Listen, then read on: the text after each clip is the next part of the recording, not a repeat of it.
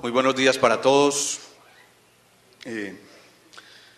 Es muy especial recordar cómo hace algunos años, tal vez unos poco más de 3 años, como suelen ocurrir las buenas ideas y sentados conversando como un grupo de amigos, se nos ocurrió que había que sacar la medicina de los consultorios y entender que la medicina estaba mucho más allá de las 4 paredes de esos consultorios nuestros y que entonces ese entorno que rodeaba a cada uno de nuestros pacientes hacía parte integral, por supuesto, de la salud, y que era el momento entonces de incluir muchas áreas de lo cotidiano para comprender que la medicina estaba allá, afuera, en ese entorno donde todos estamos habitando. Todo esto comenzó entonces como una maravilla de sueños en la que pretendimos encontrar un tejido, generar un tejido, a través de un hilo conductor, pero ese hilo conductor era la conciencia, es la conciencia. Por supuesto, en un principio esto fue complejo porque entender que nos fuéramos a comenzar a hablar de la conciencia en un mundo donde estábamos acostumbrados a vivir simplemente desde lo académico, desde el conocimiento, generó cierta resistencia en un principio, cierto temor, pero hemos visto cómo año tras año esta semillita ha ido creciendo. Este es nuestro 3er congreso y vemos entonces que el esfuerzo no solo no ha sido en vano, sino que cada vez va adquiriendo mayor fuerza. Vamos en esa fuerza, digámoslo así, increciendo, y es maravilloso encontrarlos a todos ustedes en este momento. Abrazamos entonces lo estético, pasamos desde lo cuantitativo a lo cualitativo, a entender que tenemos que llegar a un mundo de lo profundo a través de lo bello, lo bueno, lo verdadero, y entender que también tenemos que pasar de, como lo decía Ken Wilber, de un océano de conocimientos, pero con apenas 3 milímetros de profundidad, a encontrar de verdad la sintropía, el propósito, el significado, y a través de este proceso ir generando la responsabilidad, que no es otra cosa que la sensibilidad social.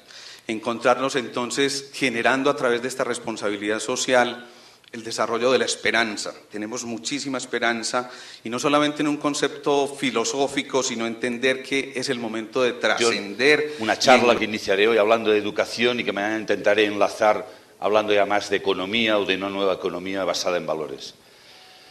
Y quería empezar con una reflexión de esta época en la que estamos viviendo, que si os fijáis se caracteriza porque poco a poco, a pesar de que estamos hablando de que hay una nueva conciencia que emerge, pero también simultáneamente cada vez hay más caos, hay más conflictos en el mundo, ¿no? Y hay conflictos a veces sorprendentes por la dureza, por la crueldad, por los problemas que están surgiendo. Y es un enigma, es decir, ¿cómo es posible que teniéndolo todo a nuestro alcance tengamos tantos conflictos? Y cuando vemos conflictos que están pasando, deberíamos preguntarnos cómo hemos educado a las generaciones anteriores para que hoy el mundo esté así. Porque la vida social siempre es el reflejo de la educación que hemos dado. Y hoy están pasando cosas, yo hablaré de lo que conozco en España, no sé cómo está la situación en Colombia, pero en fin, estuve hace un par de meses en Argentina y en Chile, y yo voy viendo que los problemas no son muy diferentes de un sitio al otro, ¿no? Y uno de los problemas, por ejemplo, que existe en España en este momento es la agresividad en los niños, agresividad infantil, cada vez más, a edades más tempranas. Agresividad, violencia, agresividad entre los niños, entre sí mismos, un fenómeno que provoca que entre el 30 y el 40% de los niños se sientan con problemas para ir al colegio por las amenazas de bullying, de esta presión que les hacen los propios compañeros. Niños de 10 años que son agresivos con sus profesores, con los propios padres, padres que dicen a mi hijo no le puedo controlar y tienes 7 años. Entonces, deberíamos preguntarnos qué sucede con todo esto. Agresividad que luego va creciendo y evidentemente encontramos en el mundo. El mundo social siempre nos refleja los conflictos que están en cada uno, que luego multiplicados por el número de personas determinadas surge el conflicto social, ¿no? Un tipo de niños reaccionan de manera agresiva, violenta, probablemente quizá los que son más coléricos o sanguíneos, otro tipo de niños más flemáticos o melancólicos reaccionan la agresividad hacia adentro, se sienten deprimidos, tienen problemas de adaptación, incluso muchos llegan a la autodestrucción y al suicidio. Fenómeno que se está escondiendo, no se explica que está creciendo cada vez más el tema del suicidio. Yo hace poco vi un reportaje que comparaba el país más rico del mundo con el más pobre. Más rico era Noruega, en el momento del reportaje, el más pobre Níger. Y iban intercalando imágenes y reportajes. Los niños de Níger no tenían nada que comer, pero les veías sonriendo, felices, jugando, repartiendo lo poco que tenían. Los niños de Noruega lo tenían todo y el índice de suicidios a partir de los 14 años se había disparado a cifras espeluznantes, ¿no? Entonces la pregunta es, bueno, ¿cómo estamos educando? ¿Qué está pasando en el mundo? Y tenemos que ir al fondo de la cuestión, porque ahora hay una tendencia a buscar culpables, ¿no? Los culpables son los bancos, son las multinacionales, son los políticos. Ya hemos puesto la etiqueta de culpable, hasta nosotros, por supuesto, los ciudadanos siempre somos inocentes y víctimas. Está la sensación, en España, por ejemplo, que llevamos 5 años de profunda crisis, todo el mundo se siente víctima y, por supuesto, todo el mundo es inocente. Culpables esto, los banqueros y los políticos sobre todo, que son los corruptos. Y esta es la convicción, ¿no? Y esto ya no sirve. Inocencia, ya no hay más inocencia. Hay que ver qué estamos haciendo, cuál es la imagen del ser humano que hemos creado, cómo estamos educando a los niños y qué deberíamos hacer para cambiar. Y esto es urgente. Podemos hacer terapias para ir curando el mal del mundo, a través de la medicina, también de la economía, hablaremos de esto mañana, de muchas áreas. Pero hay que poner ya una cura a la infancia, es decir, que ya no suban más niños enfermos. No generemos más seres adultos enfermos porque ya viene de la educación. Curaremos a los adultos, pero sobre todo dejemos que los niños suban tal como tienen que ser. Entonces, para mí el primer problema es que se ha infundido, se ha inoculado como un virus en la sociedad. Y es un virus que pasa desapercibido, ha calado incluso en personas que tienen convicciones espirituales. Gente que es abierta de mente, que hablan de espiritualidad. Pero el virus del dogma materialista ha calado profundamente en la sociedad, en todo el mundo. Yo le llamo el dogma materialista, es decir, a esta visión del ser humano, que es simplemente un eslabón al final de una cadena evolutiva. Muchísima gente con convicciones espirituales está convencida que la teoría de la evolución de Darwin pues es lo que hay. Y cuando parece que lo empieza a cuestionar en algún ambiente, la gente dice, pero tú cuestionas la teoría de Darwin y la teoría de la evolución, pero siempre esto está demostrado científicamente. Para entrar en otra dimensión del valor, que es el valor del ser, más allá de los valores de uso, de los valores de cambio, del valor del tener. ¿De dónde procede el valor? ¿Desde dónde valoramos aquello que vale? ¿Dónde está el sujeto que valora todos los objetos y que valora el mundo? ¿Dónde está el sujeto que valora la vida? ¿Y qué es la vida?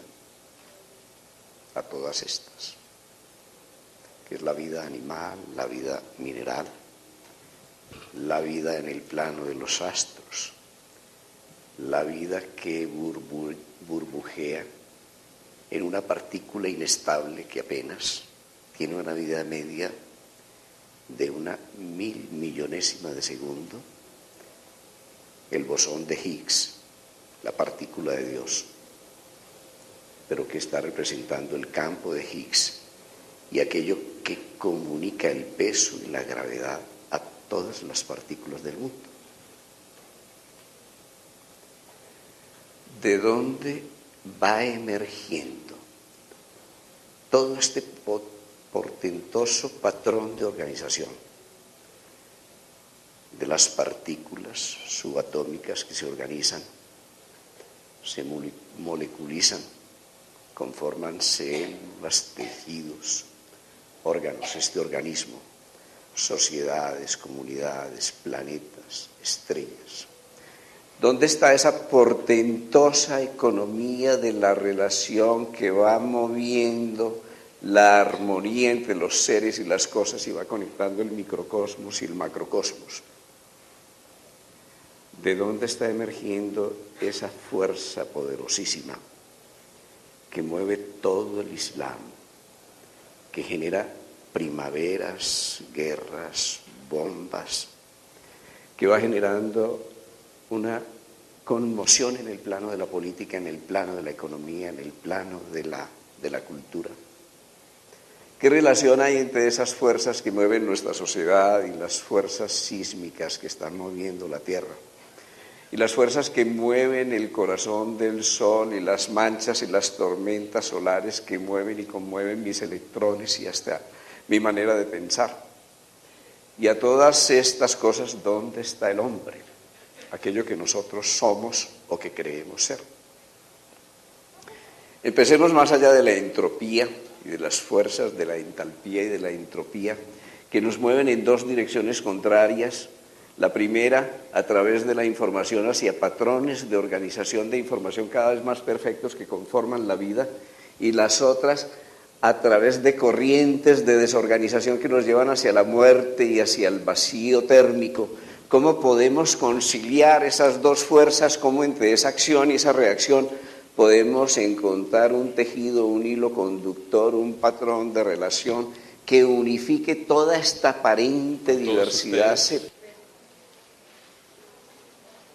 De haber recibido esta mañana mucha inspiración de Joan y de Jorge, y indirectamente de todos ustedes.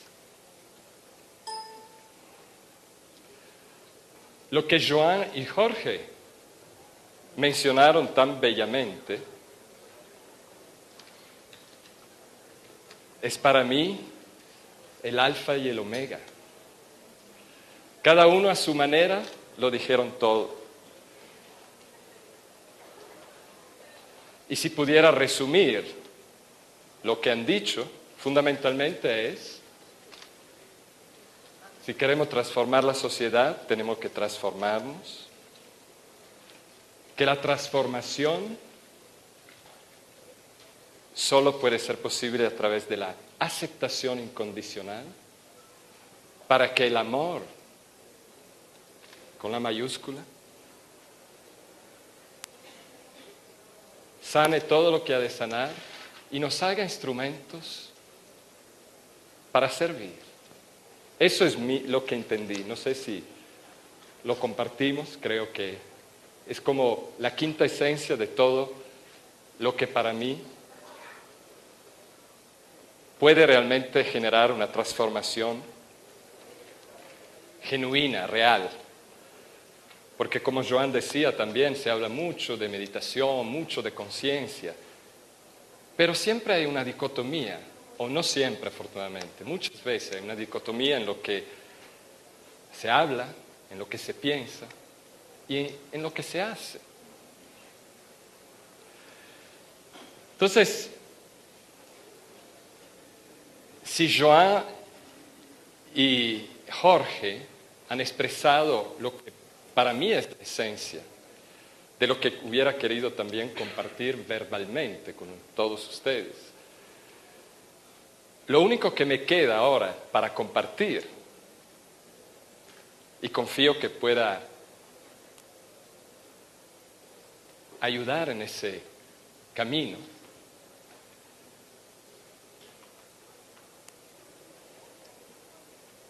es darnos cuenta de que ese sendero que hemos llamado con Jorge el sendero del templo interior ya está aquí.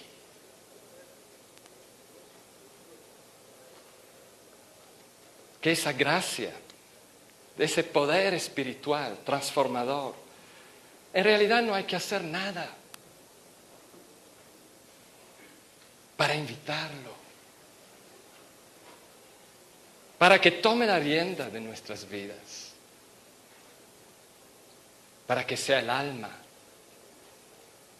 que guíe nuestros pensamientos, que sea nuestra inspiración, que guíe nuestros actos.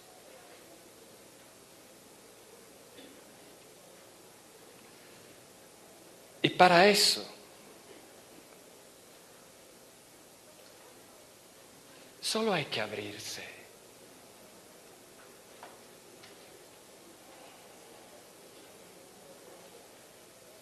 Hay que abrir el corazón, hay que abrir la mente, hay que abrir la voluntad. Pero primero, necesitamos darnos cuenta que estamos tensos, que el corazón está cerrado, que nuestra mente está cerrada y nuestra voluntad restringida a una pequeña voluntad, donde ahí hay mucho miedo. El perdón es y será siempre un privilegio exclusivo de las víctimas. El perdón, como el amor, concierne a la intimidad del ser y no puede ser reglamentado en el plano jurídico. Predispone el corazón a abandonar el derecho al resentimiento, al juicio negativo, a la conducta indiferente hacia quien nos ha ofendido injustamente, cultivando más bien actitudes de compasión, de bondad con ellos, los ofensores, los victimarios. Perdonar es mucho más, muchísimo más que aceptar o que tolerar la injusticia. Es mucho más que frenar la rabia y el dolor que se deriva de la ofensa. El perdón es el camino, es un camino carente de racionalidad y de lógica, que a pesar de todo permite que las víctimas experimenten una milagrosa sanación interior.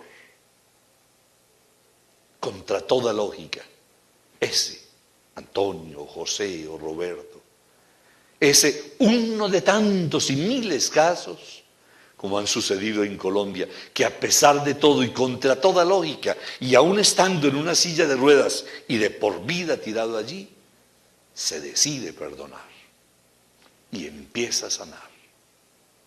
Perdonar implica desarrollar el músculo de la ternura, de la compasión, de la misericordia. Ya lo decía, el perdón es un ejercicio terapéutico de uno mismo.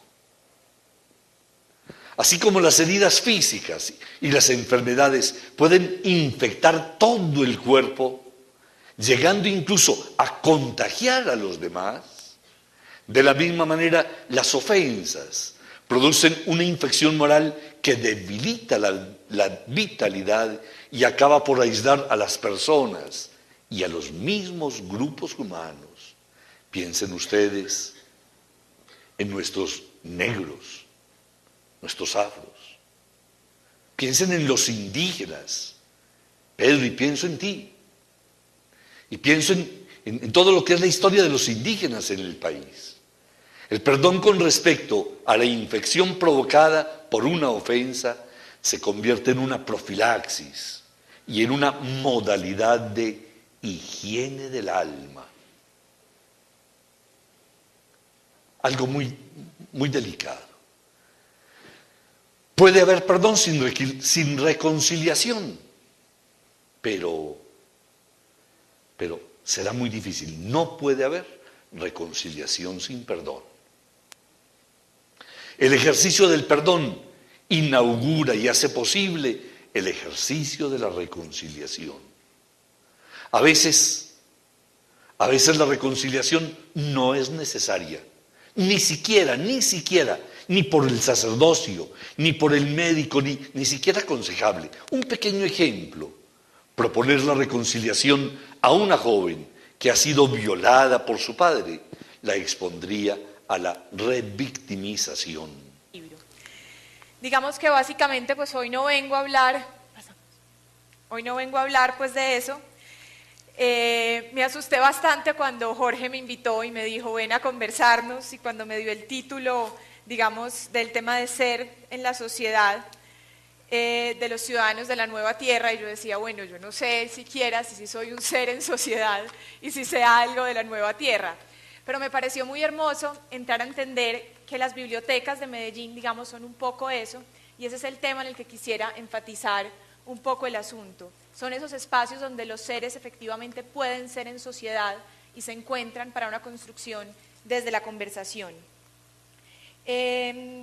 Digamos que hablar de ese proyecto siempre trae unas páginas preliminares, unos antecedentes, unos prólogos, digamos, y esas páginas preliminares en este caso soy yo, porque no creo que uno pueda hablar de un proyecto en abstracto, sin ponerlo a uno mismo y ponerle nombres propios a las cosas, y decir yo soy esto, me defino de esta manera, me muevo en este espacio, es decir, sin nombres propios los lugares son infraestructuras vacías.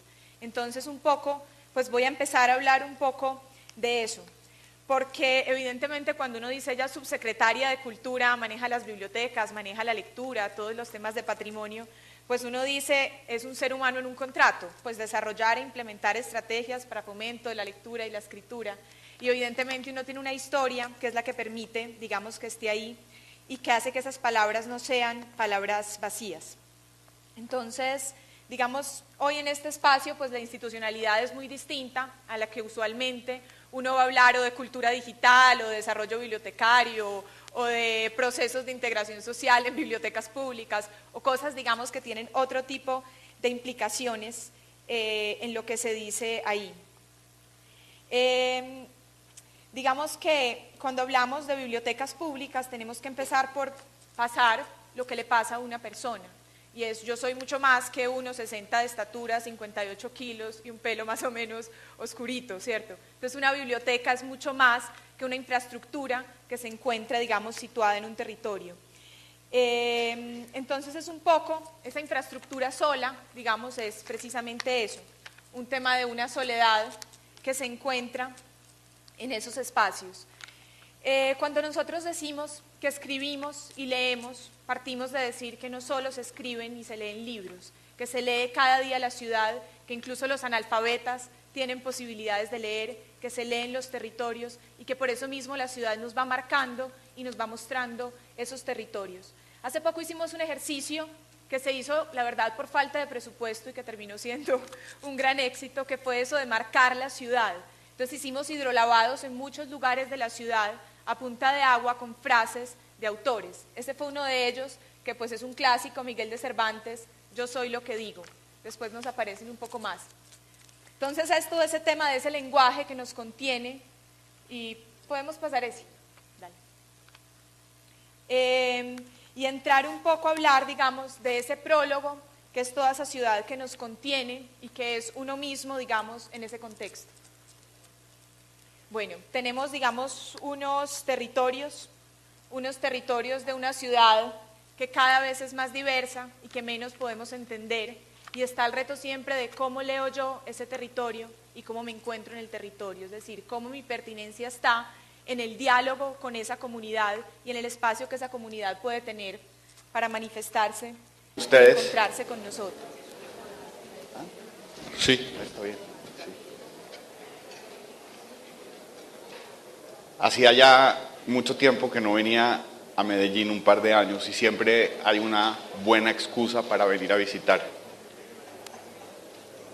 Veo que han estado con una agenda bastante ocupada hoy. Me da mucha tristeza que estoy recién llegado y me he perdido varias de las mejores charlas, pero se siente las ganas y la buena energía de la gente en este salón de querer compartir y de querer aprender. Y yo vengo a aprender de ustedes. Así que después de que les cuente un par de cosas, me pueden hacer todas las preguntas que quieran y responderé las que pueda. Yo creo que el mensaje que voy a darles es un mensaje positivo, un mensaje de cómo la tecnología y los medios de comunicación pueden estar también cambiando para bien, y cómo cuando hay compromiso con la sociedad y con la comunidad se puede ser exitoso. Cómo podemos tener una dirección en donde los resultados económicos y los resultados sociales vayan por el mismo camino. Y yo creo que eso es lo que todos estamos buscando, para que desde nuestro lugar podamos aportar lo que nos corresponde para que seamos una sociedad mejor. Durante varios años fui periodista en Colombia y dirigí la revista Semana. En el 2000 me fui a vivir a Estados Unidos y desde hace más o menos 2 años y medio estoy llevando todas las noticias del canal Univisión. Univisión es un canal muy especial y ahora les voy a contar por qué y cuál es la relación que tiene con la gente. Antes de eso, les quiero dar un pequeño preámbulo para que puedan sintonizarse con lo que está pasando en el mundo de los medios de comunicación y a lo mejor poder extrapolar esas experiencias y ver si pasa algo parecido aquí en Colombia. Aquí está conmigo Julia Sáenz, que es quien me ayudó a preparar este video, todo el crédito es para ella, y yo les voy a contar un poquito de qué se trata. El tema de los monopolios en todo es negativo. Cuando no hay competencia, no hay calidad. Y nosotros venimos de unos medios de comunicación, sobre todo en América Latina, donde hay muy pocas alternativas, donde los dueños de los medios de comunicación tienen muchos intereses y donde la forma en que se portan los medios de comunicación no son necesariamente para servirle a la audiencia o no siempre son para servirle a su audiencia. Y la manera como tenían que competir para tener más audiencia era Muchas gracias por la invitación. No veo al doctor Carvajal. Él es el culpable de que yo esté aquí. Muchísimas gracias. Bueno, no puedo saludar a todo el mundo personalmente, pero realmente me da mucha alegría. Excúsenme la facha, que estaba en Puerto Triunfo, un pueblo de Antioquia, todo el día y acabo de llegar del aeropuerto, pero me da mucho gusto pues compartir con ustedes. Yo sé que aquí hay varias personas de otros países que nos están visitando aquí en Medellín, Antioquia, Colombia, y quiero darles un saludo e invitarles a que veamos una canción muy popular en esta tierra nuestra. Entonces, por favor, adelante la canción.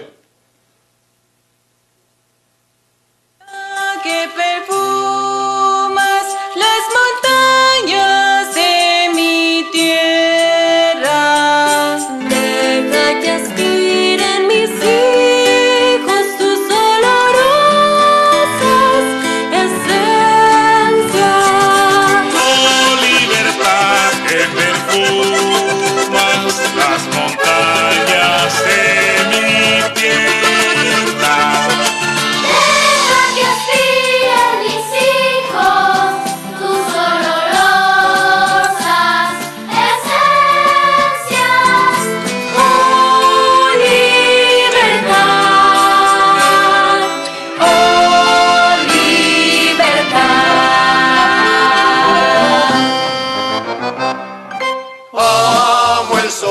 Anda libre sobre el azul la espera al huracán porque silba con libertad en la selva. Haya que mis mayores me dejaron por herencia.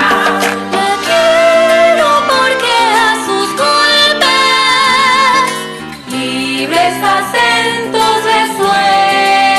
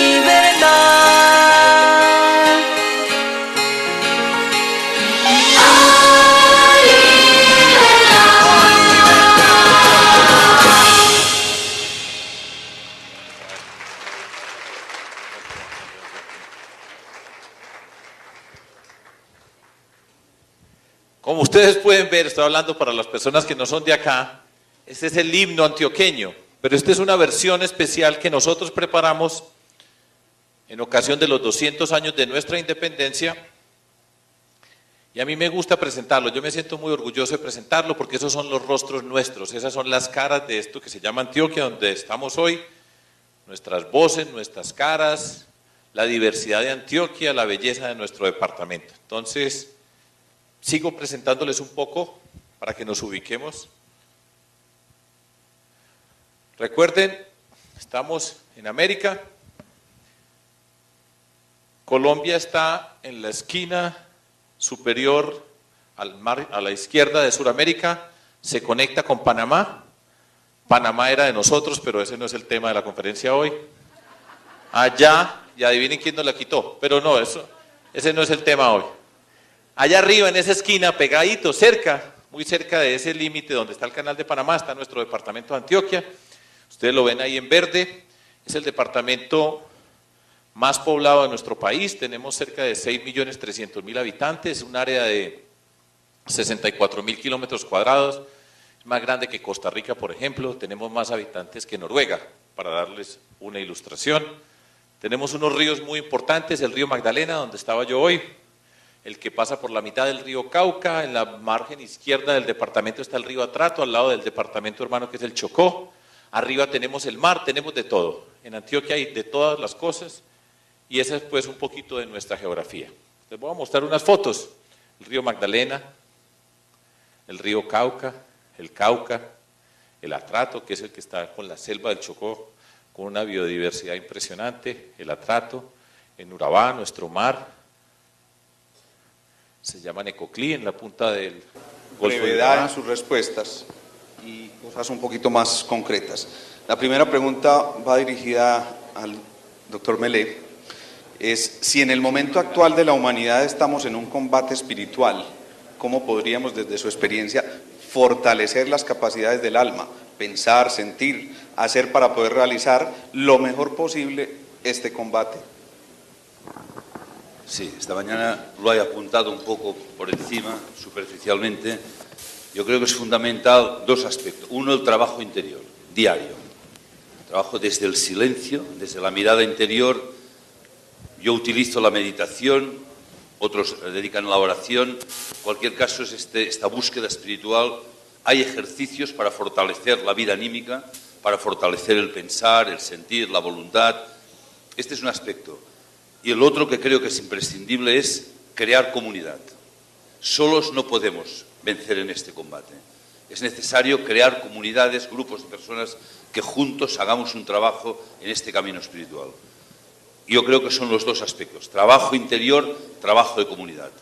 De hecho, hay una norma en alguno de estos caminos espirituales que a mí me gusta seguir o que intento seguir.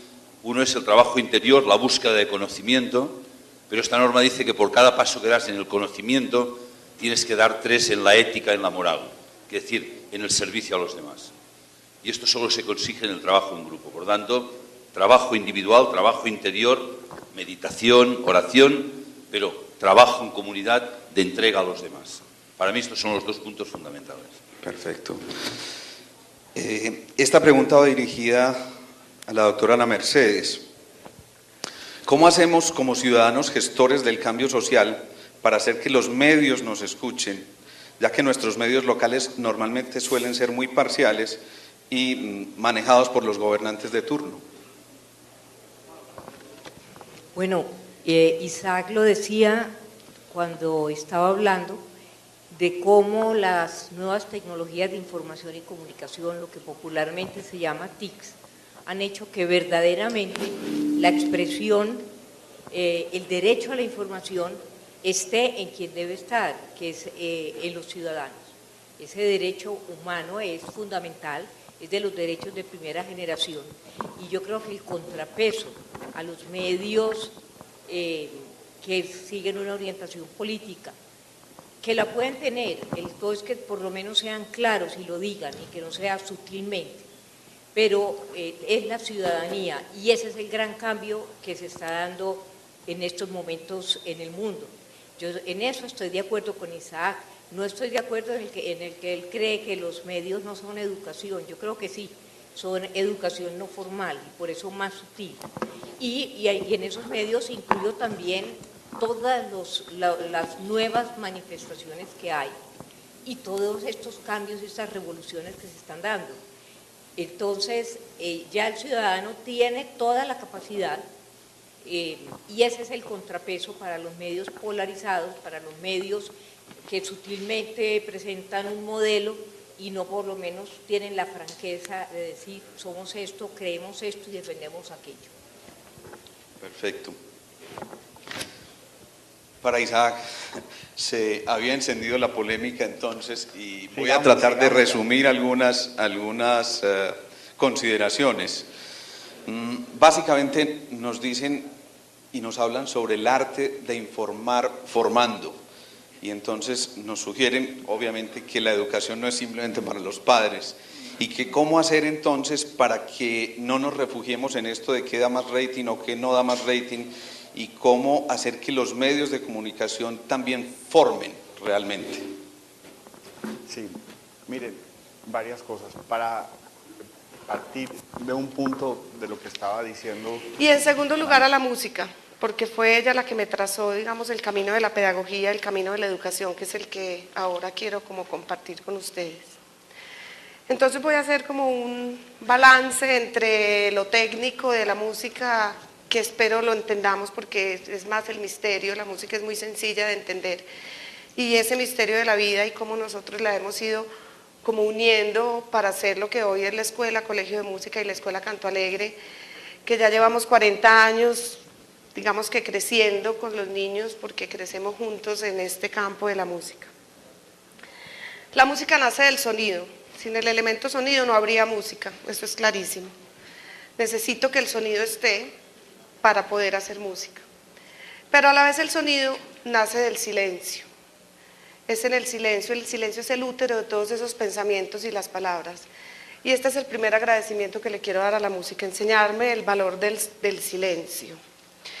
El silencio, solo en el silencio puedo oír al otro y solo en el silencio puedo oír ese gran concierto universal y cósmico que son los ríos y los pájaros y el viento chocando en las olas en las hojas de un árbol. Y en un mundo como el de hoy, en unas escuelas llenas de ruido y llenas de contaminación, gracias al silencio. Recobremos ese silencio para la escuela y recobremos ese silencio para la vida. Los grandes aprendizajes que hacen los niños en la escuela y que hacemos nosotros no están en las palabras ni en el sonido, están en el silencio. Con el silencio entonces estamos recuperando en la escuela la conversación, que es otro de los elementos que se nos ha perdido. Yo necesito silencio para escuchar al otro y para escucharme a mí mismo y para poder saber qué hago. Entonces en este diálogo de sonido y silencio, digamos que construimos todo este hacer de la pedagogía. Pero a la vez el sonido y el movimiento son una misma vibración. Entonces, digamos que el movimiento unido al sonido es el otro agradecimiento que le quiero dar a la música. El movimiento, esa vibración innata del niño desde que nace, es el que hemos adoptado para nuestro trabajo. Toda la parte que nosotros hacemos de música es música y movimiento. Desde que están muy chiquiticos, en el movimiento descubrimos todo el concepto de la lateralidad, con el movimiento desarrollamos todo ese potencial que tiene el niño y su cuerpo, entendemos el adelante y el atrás, entendemos el arriba y el abajo, y es esa misma vibración que viene con el sonido. Y el sonido viene en una misma vibración rítmica, toda la música nace también de una vibración rítmica. Y este sí es el gran agradecimiento que le tenemos a la música. El ritmo es el elemento vital de la música, el ritmo digamos que lo incorporamos en todas las actividades que hacemos, es música, movimiento y ritmo, pero también es el ritmo de la palabra y también es el ritmo de las melodías y también entonces son los acentos. Pero entonces no solo es el ritmo de la música el que recobramos para la vida o para la escuela, es el ritmo del día, el ritmo de la vigilia, el ritmo de la alimentación, el ritmo del año, el ritmo de un cuento. Cuando uno dice, esa novela, esa película era muy mala, no tenía ritmo, sí, ese es el ritmo que entonces usamos como contenedores, digámoslo así, para que toda esa estructura del día y de la escuela, de los meses, de los bloques de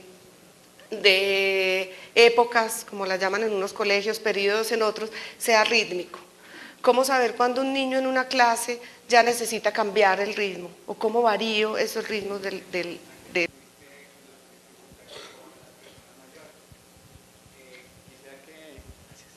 Quisiera que nos pudieras compartir qué experiencias un poquito has tenido con ese encuentro intergeneracional entre niños y personas mayores, música, ya que nosotros hemos visto en el trabajo que hacemos resultados muy bonitos, muy positivos en ese encuentro de amistad a través de diferentes herramientas como la música. Sí. Yo creo que es una cosa personal, entonces voy a mirar como pensar que es personal. Me gustan más los niños, no crecí, creo que me quedé, no leo sino cosas de niños, me quedé siendo con el foco muy puesto en los niños. Los hogares de los adultos me dan duro porque los siento muy abandonados. Hay uno especial que se llama el Hogar del Desvalido, no sé si alguien ha ido al Hogar del Desvalido.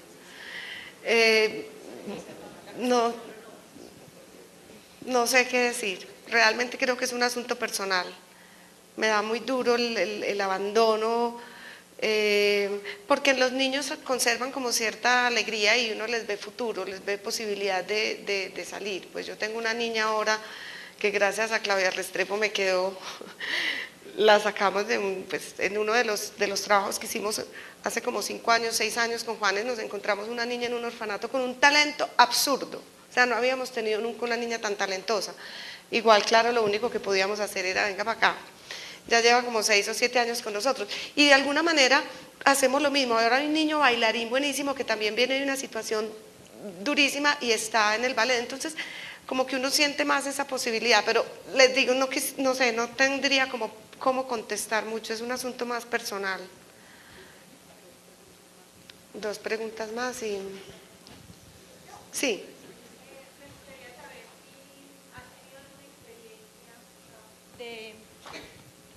Buenos días. Me gustaría saber si has tenido alguna experiencia en cuanto a sanación o a cambios como... Los ojos. Vamos inhalando y exhalando lentamente. Respiración abdominal.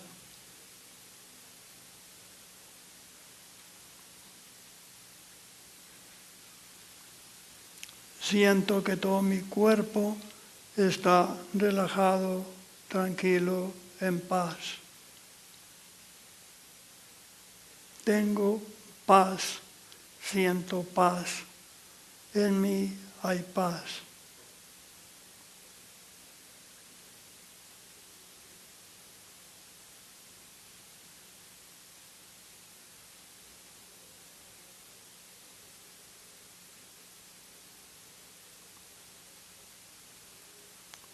Pongo en manos de mi Creador este momento de mi vida para que Él guíe mis pasos, mis sentimientos, mis pensamientos y mis palabras.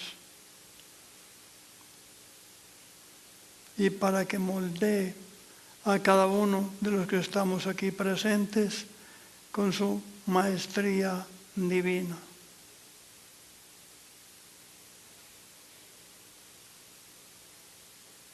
Dos últimas respiraciones bien profundas y bien relajantes.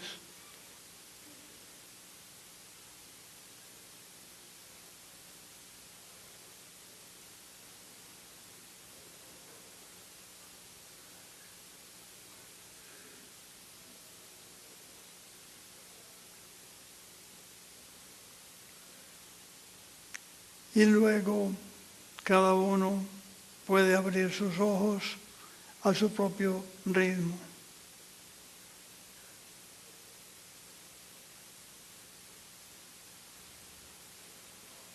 Muy buenos días. Me place mucho estar aquí con ustedes y me permiten que esté todo el tiempo sentado. Me siento más dueño de mí mismo para comunicarme con ustedes. Necesito su energía, que me la comuniquen y yo se las devuelvo multiplicada.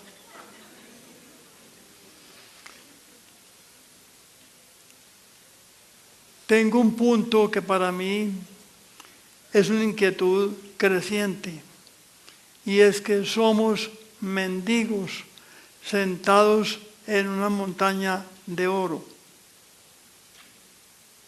Si quieren, pueden no estar sentados, pueden estar parados. Si están parados, están pisando la montaña de oro. O pueden estar arrodillados y están arrodillados en una montaña de oro. O pueden estar acostados, boca arriba o boca abajo.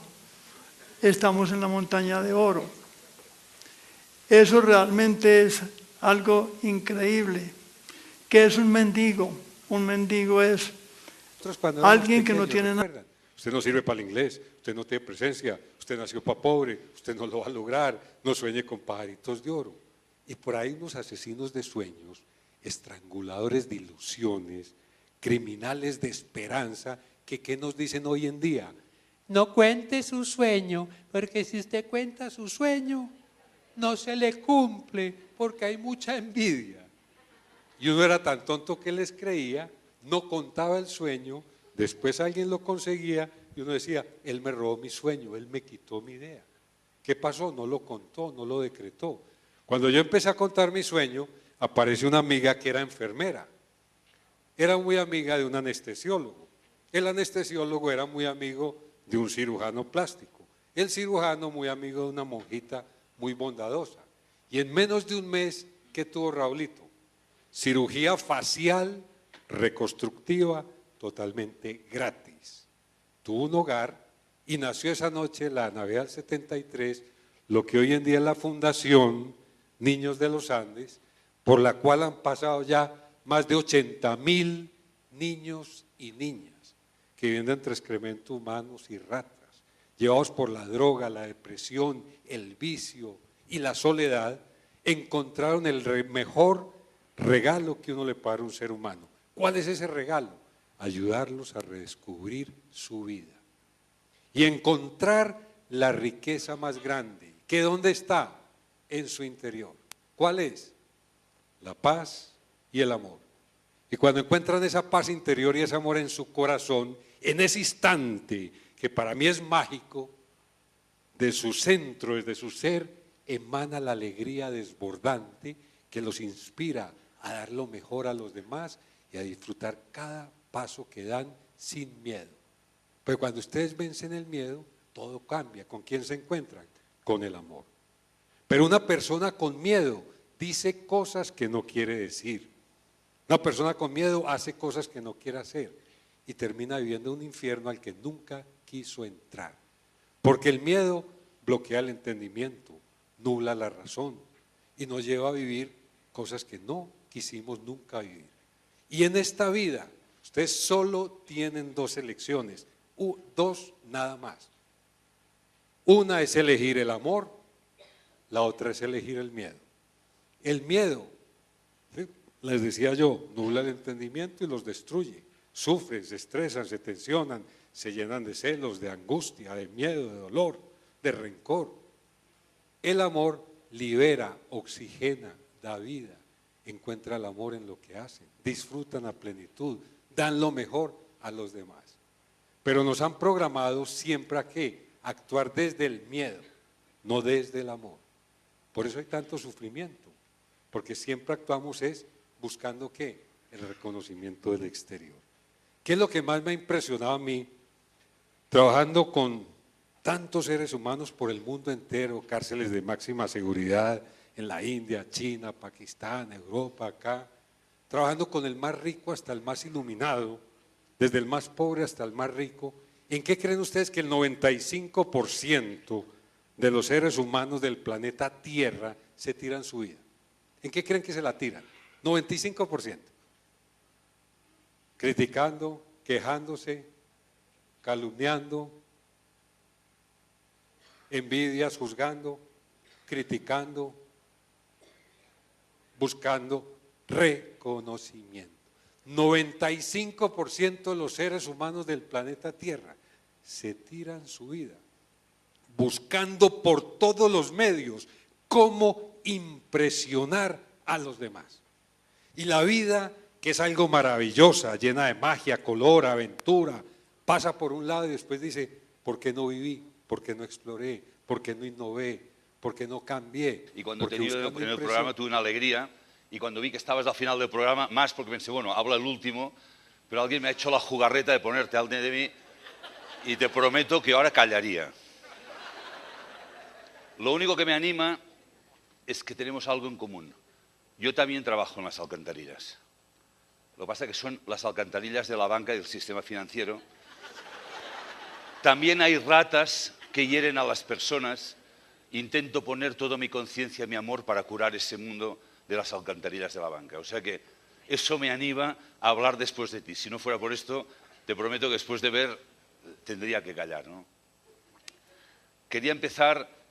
Ayer creo que, no sé si lo conté aquí o no sé dónde, porque he dado tantas charlas estos días que no sé lo que he dicho en cada sitio, pero contaba a alguien de que tengo costumbre desde hace 35 años de hacer un ejercicio cada noche antes de ir a dormir.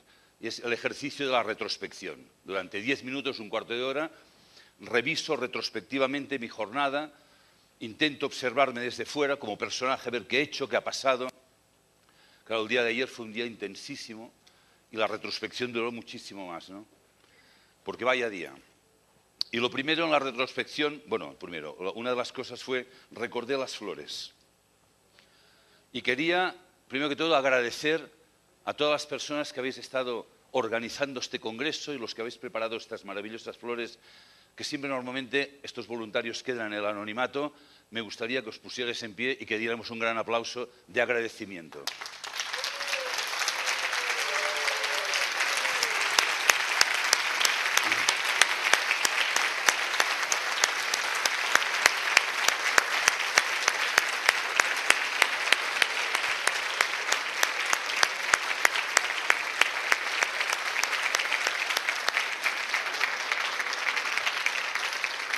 Bueno, ahí.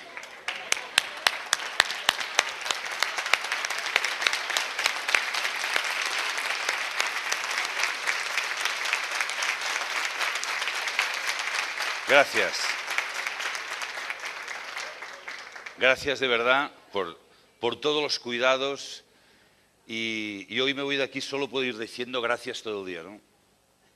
Todas las participaciones de ayer espectaculares, ¿no? Jorge Garbajal, Roberto, hablándonos de tantas cosas ayer también, ¿no? Del sentir, ¿no? Del soltar, del sonreír. Jorge hablándonos del ser, de la presencia, de la conciencia. Bueno, ¿a cuál más interesante, ¿no? Aquella chica joven, Valeria creo que se llama, con el regalo que nos hizo. A mí me regaló esperanza. Yo cuando la vi hablar dije, hay futuro. Gente joven, hay futuro, ¿no? Padre Darío hablándonos de perdón. Uno detrás de otro. Fue un regalo el día de ayer y me fui a dormir con esta sensación de ser afortunado, ¿no? De regalo. Y hoy comenzamos el día igual. Con el Padre Hernando, no sé si está aquí o se ha ido. Mira, a mí, que me llamo Joan Melé, pero la gente me han puesto varios motes. Me dicen que soy un provocador. Jorge me dice que soy un incendiario. Otros me llaman terremoto y algunos me llaman terrorista espiritual. Pero sinceramente, usted me gana. Me gana. Me ha encantado. Pregunté el primer día cuando llegué, digo, la gente aquí que son católicos, dice la mayoría, 97%. Digo, hombre, hoy lo entiendo, con sacerdotes así, no me extraña. Gracias a todos, es un regalo. Y antes de empezar, quiero hacer un poco de despedida, porque no me puedo quedar hasta el final. Después de comer algo me tengo que ir al aeropuerto. Y sí quería decir que Bueno, me ha impactado Colombia, ¿no? Tengo Colombia el encuentro, lo tendré que digerir estos días, porque llegué, que prácticamente no conocía a nadie. Bueno. Después de un año bajo la tierra, igual que sobreviviente, que vuelve de la guerra.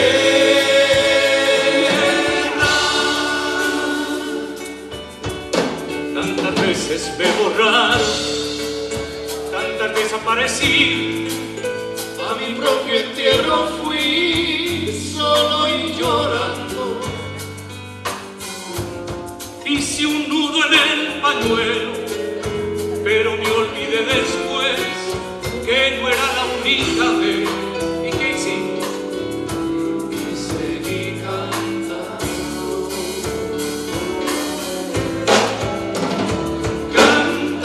al sol como la cigarra.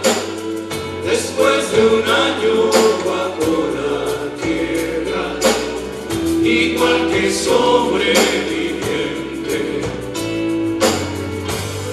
que vuelve de la guerra.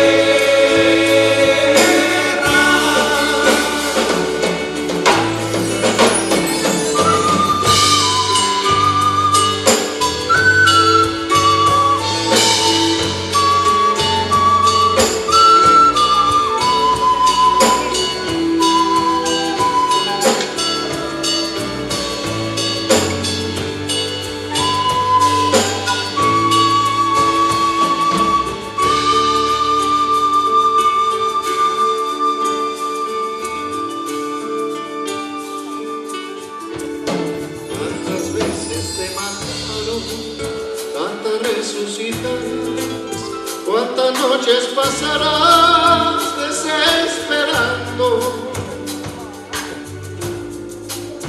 y a la hora del naufragio y de la oscuridad, alguien te rescatará para ir cantando. Cantando al sol como la cigarra, después de un año bajo la tierra, igual que sobreviviente, que vuelve de la guerra. Cantando al sol como la cigarra, después de un año bajo la tierra, igual que sobreviviente, que vuelve de la guerra.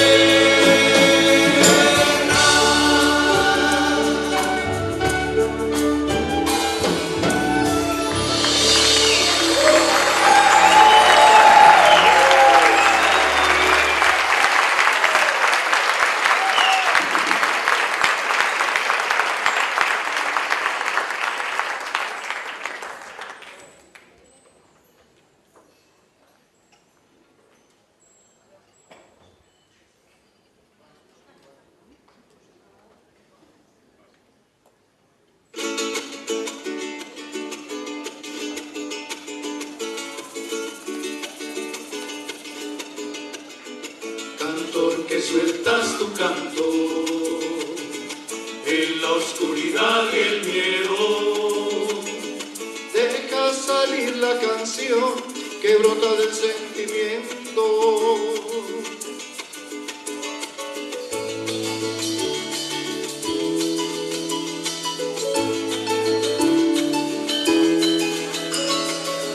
Quisiera ser luz y vida. Fajardo, Aníbal Gaviria, los dos sentados y nosotros pues la guasca que pasara, entonces no hay. O sea, es muy difícil. Ella encontró una maravillosa, que más o menos pues también es de uno que se toma trago a costa del otro, pero pasaba de largo. Entonces todo esto es hoy, y yo les aseguro que no solo está pasando aquí, porque si no entonces no tendríamos problemas. Entonces me van a preguntar que cómo está la educación del mundo, y yo también le voy a decir mal. Ah, pero es que Finlandia tiene yo no sé qué y el otro tiene yo no sé cuánto. Sí, pero cambio climático. ¿Cómo vamos con eso de los temas de guerras y de violencia? Es que la violencia no la tenemos nosotros aquí. Entonces, para mí básicamente cuando me preguntan sobre la educación yo me remito a la cultura y yo digo, bueno, a mí me tiene que estar reflejando algo y yo no creo que sea que precisamente me esté reflejando que lo estemos haciendo bien. Eso significa que nos toca romper. ¿Romper qué significa? Yo o nosotros tenemos una propuesta dentro de la alcaldía, hacemos, y es hacer la revolución silenciosa. ¿Por qué lo llamamos la revolución silenciosa?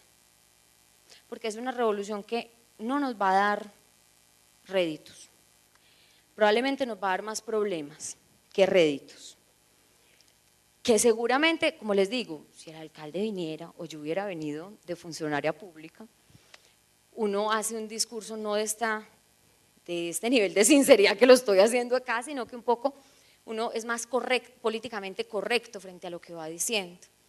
Pero lo cierto es que la realidad es de desgarrarnos, pero no es de desgarrarnos porque sencillamente puede ser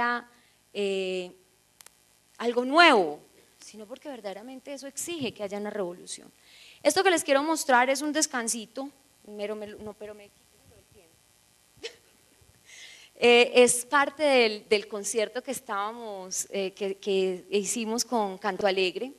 Se llama La Lancha, es un coro virtual. Miren esta hermosura, porque para mí esto sí es revolución. Estos son formas de hacer pequeñas revoluciones que van haciendo que todos nos veamos juntos alrededor de algo. Entonces miremoslo.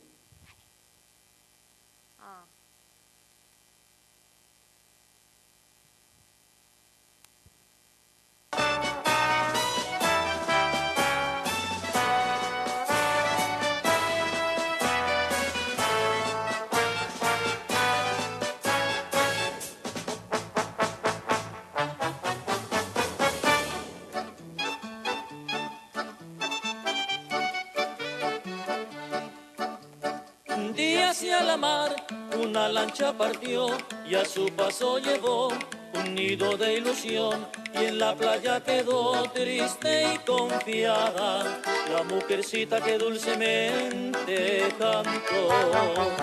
Se va la lancha, se va con el pescador y en esa lancha que cruza el mar se va también mi amor. ¿Quién sabe hasta cuándo la lancha no volverá? Y yo me quedo cantando aquí, se va, se va, se va.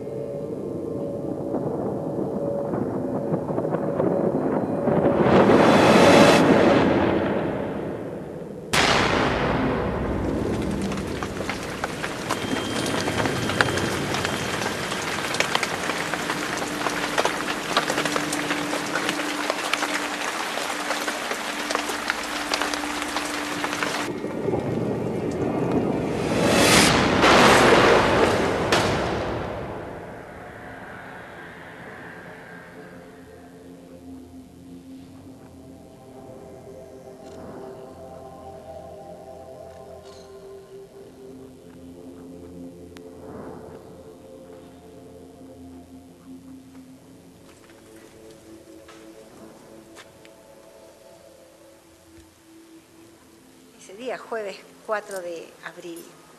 Bueno, yo estaba en mi casa y como a las 3:30 más o menos, empezaron a sentirse muy cerca ruido de bomba. Y la verdad es que a mí de siempre me han asustado mucho las bombas, algo tengo con el sonido de las sirenas. Ya desde la plaza se veía, se sentía el olor a humo y todo, y cuando llego acá estaba ardiendo en llamas.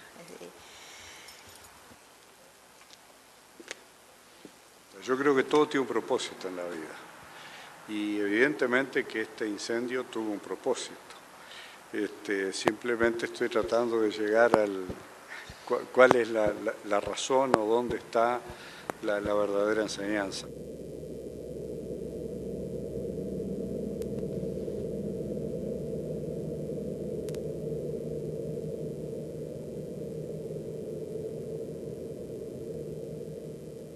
Ahí como que empieza todo el proceso adentro, bueno, ¿y por qué nosotros? ¿Por qué pasa esto? ¿Cuál es el sentido?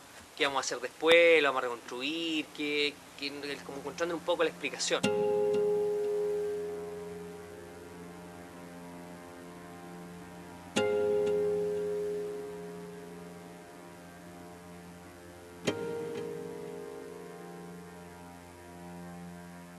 Yo me rindo a la vida y me entrego, que la vida haga conmigo lo que tenga que hacer, que siempre sabe mejor de lo que uno quisiera. Y a eso me rindo, pero lo que no me rindo nunca es a maravillarme de las estrategias que tiene la vida para detrás de cosas que normalmente se leen como tragedias, porque así se podría leer esto. Se pueden esconder tanta riqueza, tanta belleza y tantos significados. Yo quisiera interpretar mucho que pudiera ser esto para nosotros un fuerte envión a entender de que los tiempos son para los trabajadores. Buenas noches, muchas gracias por el acompañamiento. Yo no diría resistencia, eso es resiliencia.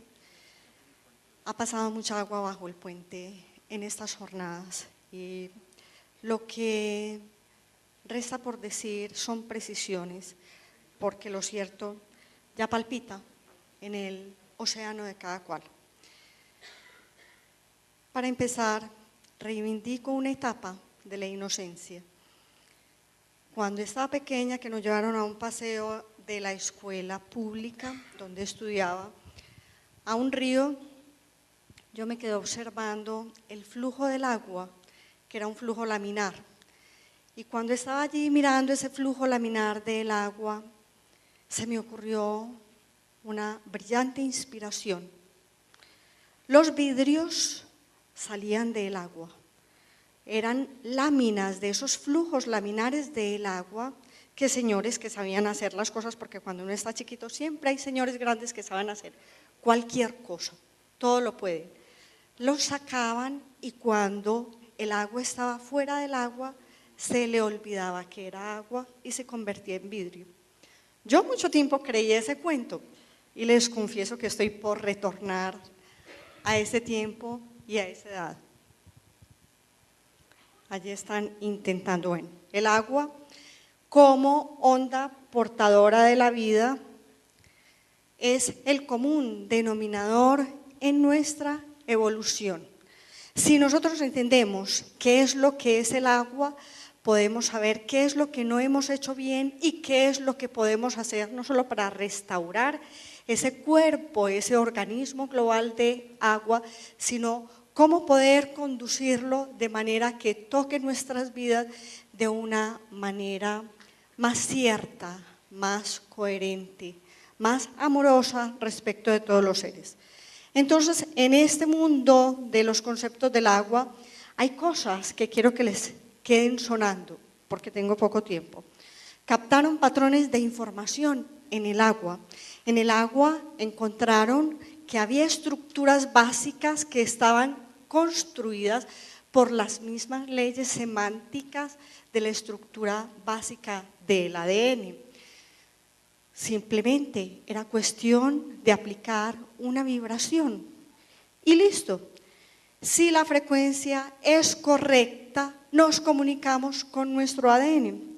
Esas son las cosas que en general quiero que nos queden resonando en nuestra conciencia, en nuestra agua, para que en algún momento podamos recurrir a cualquiera de ellas, un arquetipo, cultiva un pensamiento, cosecharás un destino, un patrón de información. ¿Dónde se inscribe? Lo han encontrado en el agua. El ADN se comunica, se conecta, como vamos a ver si es que tenemos tiempo y si no se los digo de una vez. Se comunica a través de pulsos de agua e inscribe, deja su firma electromagnética en el agua de manera tal que por momentos esa agua es capaz de replicar los patrones del ADN, aunque no haya ya ADN demostrable. Simplemente es cuestión de aplicar vibración y lenguaje. Bueno, hace algún tiempo yo le escuchaba decir a Jorge hablar sobre el símbolo humano, y para mí ese concepto era todavía muy etéreo, yo no entendía muy bien en qué me estaba metiendo, eso era un rollo muy complicado. Y ahora que nos tocó hablar del agua, yo recuerdo muy bien las palabras de Jorge cuando nos decía y nos hablaba de la lobelia, ese microorganismo, digamos, inicial que dio origen después a la línea lateral del pez y con todo el proceso evolutivo al ser humano. Él nos hablaba de que había unas células ciliadas, así como esos vellitos que vemos aquí en el caracol, recordándonos un poquito esa imagen. Y esas células ciliadas entonces nos estaban recordando de que ese movimiento ya nos estaba dando una información muchísimo más profunda, una información que nos invitaba a pensar en lo que ya iba a empezar a sucederse en nuestro interior. Y esta imagen del caracol también nos recuerda también un poquito el elemento agua del que estamos hablando. En la energética china, cuando hablamos del elemento agua, siempre nos estamos refiriendo al pabellón auricular, pero nos estamos refiriendo al riñón y nos estamos refiriendo a ese manejo de lo que ahorita nos mencionaban del agua para ser un elemento que permita dosificar el fuego. No pretendemos acabar con el fuego es absolutamente necesario, es la ferviente aspiración, si se ve en el buen sentido de la palabra, es la bienaventuranza, pero cuando se desborda llega a la manía. Y por eso entonces tenemos que modular esa respuesta a través del agua y recordar entonces que somos eso, somos cilios. A mí me llama mucho la atención cómo cuando en el desarrollo del ser humano, ya apenas a los 21 días de engendrados, se empieza a desarrollar un pequeño corazón, un primordio de corazón. Y ese primordio de corazón que representa el elemento fuego, inmediatamente, sincrónicamente, porque esto no es de tiempos más extendidos, sino sincrónicamente se empieza a desarrollar justamente el pabellón auricular. Es como si a partir de ese fuego entonces nos invitaran a modular el agua, pero también es invitarnos a entender que en esos cilios que se empezaron a desarrollar, yo me fascinaba con la charla de Tita esta mañana, porque cuando la oí hablar de melodía, armonía y ritmo, recordaba entonces que era absolutamente fundamental esto de entender que somos música, que cada uno de nosotros lleva la música en su interior y que no podemos perder la melodía de la vida y que por eso a través de la palabra estamos generando el movimiento de esas cilias que son capaces de generar movimientos internos muy profundos. Quiero contarles una pequeña anécdota que me sucedió con uno de los grupos de meditación que hacemos. Alguna vez yo les hablaba de la perfección del ser humano y de los sentidos para tratar de llegar al sentido, es decir, a la profundidad. Y obviamente cuando hablábamos de los órganos de los sentidos, yo les decía, miren, hay 2500 cilias en el oído que nos están contando de todos los tonos, los agudos, los graves, y nos están permitiendo disfrutar la belleza de la vida. Esto ya nos invitaba a nosotros a movernos. Y les contaba también que había yo no sé cuántos conos y bastones que nos permitían ver también los matices y todas estas cosas, pero uno a veces no es consciente de que ese componente, el agua que está en nuestro interior, cerca del 65, 70, 80% en algunos casos, está ahí presente, está llenándose de toda la información que nosotros estamos programando. Pues bien, esta persona escuchó ese mensaje y días después tomó un taxi muy ofuscado y le dijo al taxista, por favor, no, él estaba bien, el que estaba ofuscado era el taxista. Es por terrible, taxista, por favor.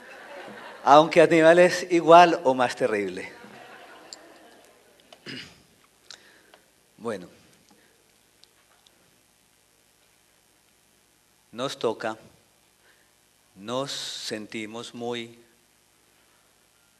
agradecidos porque la vida y el universo nos hubiera podido permitir contarles aquí una historia que es una historia que se puede convertir en un proyecto revolucionario para nosotros y para el planeta. Es de algo tan aparentemente común y tan aparentemente conocido como el agua. Entonces, vivir y hablar de corazón acerca de un tema como estos nos implica, me implica y nos implica en algo que nos han contado aquí mucho y que yo creo que ya todo el mundo percibió en el evento de estos 2 días, en este encuentro, y es que estamos en plena revolución. En una guerra, nos decía Joan Antoni, pero estamos en una revolución afortunadamente de la conciencia. La revolución de la conciencia no destruye, por el contrario, construye, y estamos allí implicados. Nos toca a nosotros entonces, o queremos hoy compartir con ustedes, en este capítulo del agua, la parte mítica que me corresponde a mí. El doctor Alejandro nos va a compartir la parte más científica, digámoslo así, más fisiológica del agua. Y la doctora Luz Ángela nos termina compartiendo su visión a futuro, la proyección, toda esa dinámica profunda del agua implícita a través de toda su cualidad.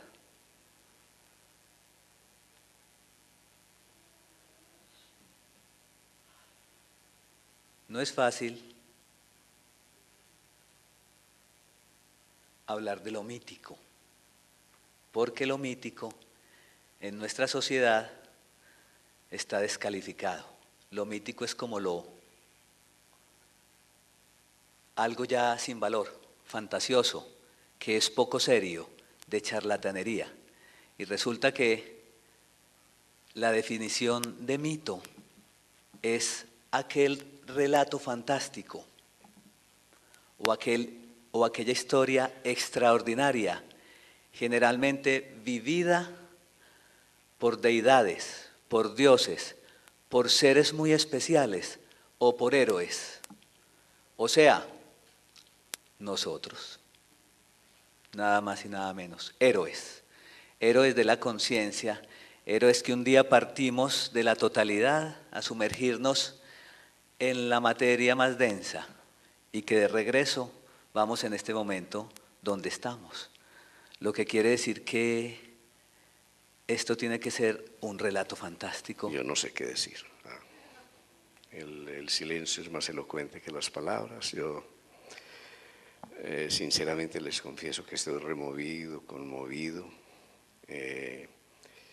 por todo lo que no pasó, por todo lo invisible, por los ojos, los abrazos, los acompañamientos, las miradas, las lágrimas furtivas, la esperanza, el agua abundante de la hermandad, uniéndonos, disolviéndonos. Yo siento que nos hemos derretido un poco todos, que nos hemos disuelto. Y al disolvernos hemos experimentado muy sutilmente el agua abundante de la vida. Y el agua abundante de la vida es el amor. Y en el amor vivimos la hermandad, vivimos nuestra humanidad. Nos sentimos un poquito más humanos. Así que estos encuentros son simplemente disculpas para gozar. Lo que ocurre y lo que se ve es apenas la punta del iceberg. Se remueve la tierra, se siembra una semilla. Tal vez en un año nos demos cuenta que algo germina en nosotros. Tal vez en 4 generaciones eso que está germinando es el bosque de la humanidad o es el fruto de nuestros tataranietos. Estamos aquí para sembrar, y para sembrar necesitamos dolor, las heridas de nuestra tierra. Nos va a doler la vida duele. Pero sin el surco de esa tierra removida nada podría germinar. Necesitamos el agua, pero a veces el agua son simplemente lágrimas. Sí, sin las lágrimas esa tierra no sería fértil. Necesitamos el fuego de la ardiente aspiración, el fuego de esos preciosos místicos en el campo de la política, en el campo de la religión, en el de la economía, en el del arte, en el de la magia, todos esos agentes de unión que vimos como agua abundante de la vida, del amor integrándonos, el amor en todas sus facetas. Si hiciéramos una pequeña recapitulación, veríamos aquí las 7 radiaciones cósmicas, como en un prisma. En este encuentro ha pasado por aquí el rayo de la voluntad, el de la política, pero aplicada en la dirección del servicio. El rayo de la educación para servir. El rayo de la economía orientada a esa economía distributiva que puede generar una humanidad más justa y más humana. La radiación maravillosa del arte y de la danza y de la música que nos enseña que el arte concilia el espíritu con la materia para que surja cantarina la vibración de la conciencia. La vibración de la religión, del amor. Yo cada vez que veo al Padre Hernando me reconcilio de nuevo con la religión, entendiendo que no hay sino una sola religión y es la religión del amor. Pero sobre todo, más allá de todo eso, y más allá de la ciencia, que es otra radiación y que se insinúa en los intersticios de todo que somos, que todos hemos vivido estos días, una cosa maravillosa, la magia. Yo reivindico la magia, ¿sí? La magia de encontrarnos, eso es un acontecimiento único.